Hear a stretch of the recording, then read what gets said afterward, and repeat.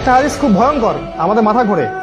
আল্লাহ রাসূল বলেছেন কিয়ামতের মাঠে প্রচুর মানুষ উঠবে যাদের অনেক পুণ্য থাকবে, পাহাড়ের সমান পুণ্য থাকবে, অনেক নেকি করেছে, কিন্তু কিন্তু পাওনাদার দাঁড়িয়ে থাকবে পুলসিরাতের উপরে।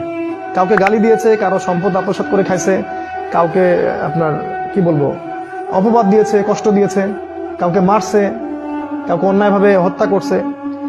মানুষের সাথে হক জড়িত আছে, সবাই দাঁড়িয়ে থাকবে পুলসিরাতের উপরে।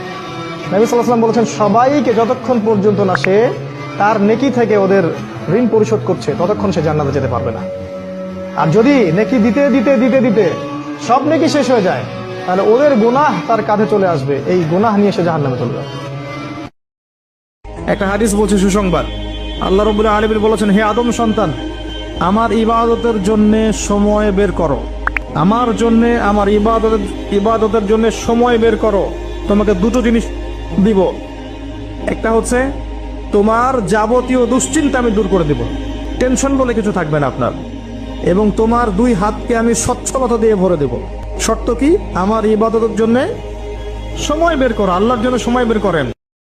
একটা হাদিসে আছে, বান্দা যতক্ষণ অন্য ভাইয়ের সাহায্যে থাকে আল্লাহ ততক্ষণ ওই বান্দার সাহায্যে থাকে।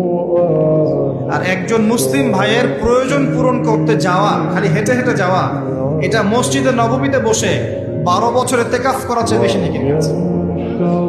এগুলো আমরা হয়তো বুঝি না, মনে করি তার সাথে যাব, আমার তো সময় নষ্ট হচ্ছে। আপনি 12 বছর ইতিকাফের নেকি পাচ্ছেন, তাও যে কোনো মসজিদে না, নববী মসজিদ। সুবহানাল্লাহ।